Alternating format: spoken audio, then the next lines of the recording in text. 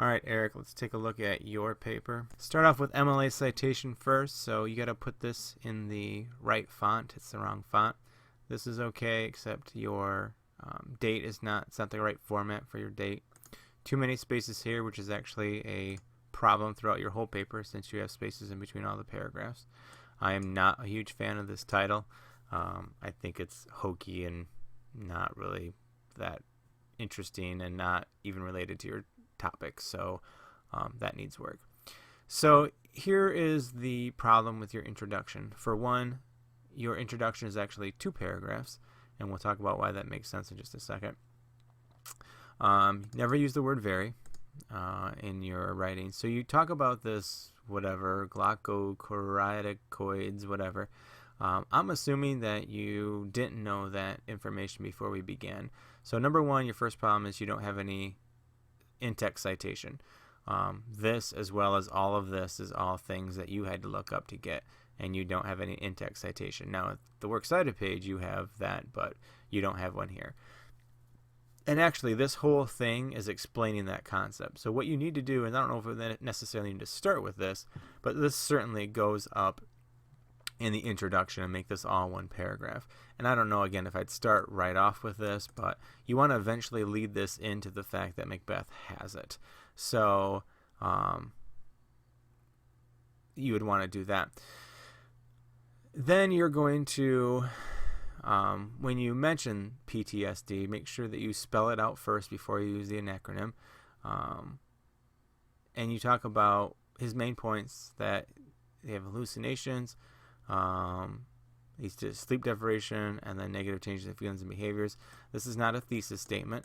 A thesis statement is a message. This is just repeating that they're related to PTSD. So you're lacking a thesis statement, which is going to hurt you in the body paragraphs. So eventually all this stuff needs to come together. I'm also, again, going to warn you, and I'm going to double check this before your paper gets back. If this is directly copy and pasted from the website, what you have is blatant plagiarism when you say these are your own words without doing any in-text citation. And if that's a fact of blatant plagiarism, then according to my syllabus, that's a 0. So you can't do that. If this is just taken word for word from another site and you call it your own words, that's plagiarism. So you won't be able to claim that as your own. Okay, so we get to the first body paragraph. This is not, you may think this is like good voice, but it's not. You know, I obviously just start with, like, you know, the first symptom that, you know, rears its ugly head is hallucinations. One of the main themes of your paper is just silly mistakes. You have a ton of run-on sentences in here, Eric, and I'll try to point them out as we go. Here's a run-on sentence. It's a comma splice. You have a comma instead of another form of punctuation like a semicolon or a comma conjunction or a period. You can't use the word you. You have 3 spaces here when it should be comma and a space.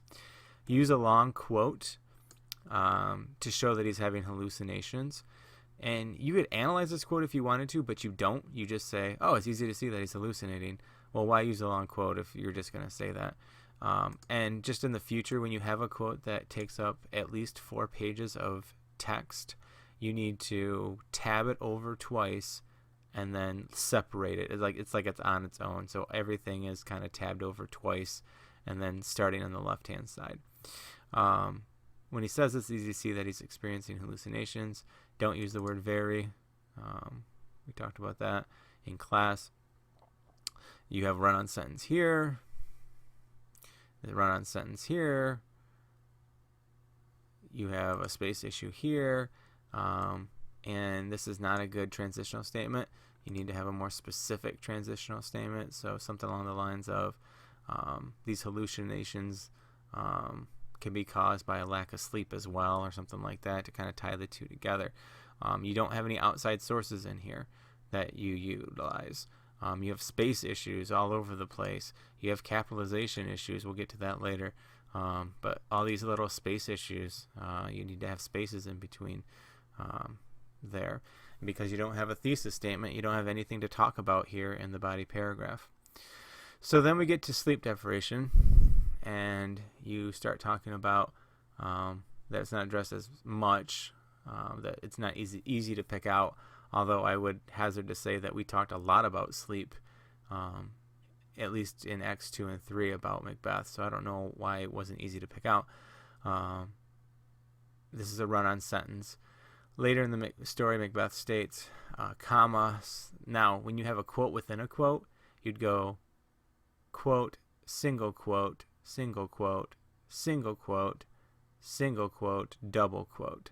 So whenever you have quotes within a quote, you use a single quote. And the period would go on the outside here. So make sure you do that.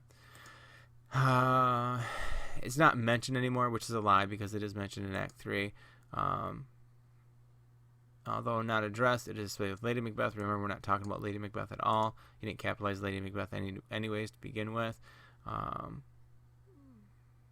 Through her sleepwalking. Okay. This obviously is not your own words. You got this from somewhere.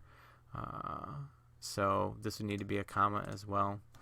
This is a new sentence apparently, but you didn't capitalize the F. And if it's a transitional statement, it doesn't work at all. So final one of the hardest effects to overcome is the change in emotion behavior. Here's a run-on sentence. He had a good wife and a good job. I'd use more like title, I guess, not job. He doesn't care that his wife has died, period. Here's a run-on sentence. He says, comma, she should have died hereafter, blah, blah, blah. Now, here's another example. You use a super long quote, but don't do anything with it. Now, I think this is a really good quote to analyze with the change in emotion and behavior. I think you can really talk about how he, is not the same person he used to be. He used to be this cold-blooded killer. He even makes a comment in Act 5 about how he used to know that right before he finds out about her, he used to remember the taste of fear, and he hasn't feared in a long time. So, I think you could really analyze this if you wanted to, but to me, and maybe it's not, but it just looks like a giant space waster that you just needed some space because you're going to be short, and you just put in a giant quote in here that, it's a good quote, but it doesn't do anything for you. You have space issues here. Now start reading some of these sentences. The fact that both of his friends had been murdered by him, so that's a fragment. He's just glad to be king and all of his morals were washed away. I'm not sure what that means. You need to explain that. Macbeth's cases seem to have caused hysteria. You want to keep the same verb tense. Through the dark events unfolding, he is happy and proud. Here's another run-on sentence. You've already used the concept of taking a huge toll on Macbeth. You used that exact same wording earlier, so you want to think of something different. There's no doubting that he had, so we're down to the conclusion, which here's your third page. Now, if you would have actually had the right line formatting for MLA, your paper would actually end right about here. So obviously you're a little short on lines. This is corpses, which is not how you spell corpses.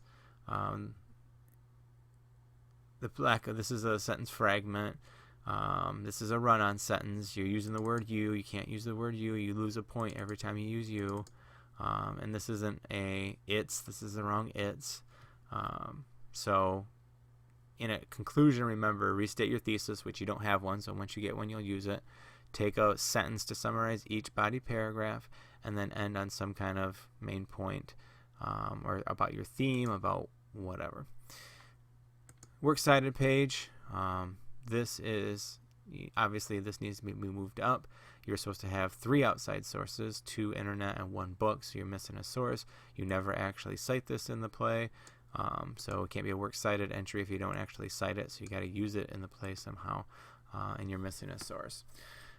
Maybe this isn't the case, Eric, but I think this is a clear-cut case of you just not working as hard as you should have on it. I think it's kind of half put together, very little thought put into it, and probably last minute. So I know you can do immensely better than this, and I fully expect that you're going to do a rewrite because your grade's going to look kind of ugly. So I'm looking forward to seeing a rewrite out of you, though.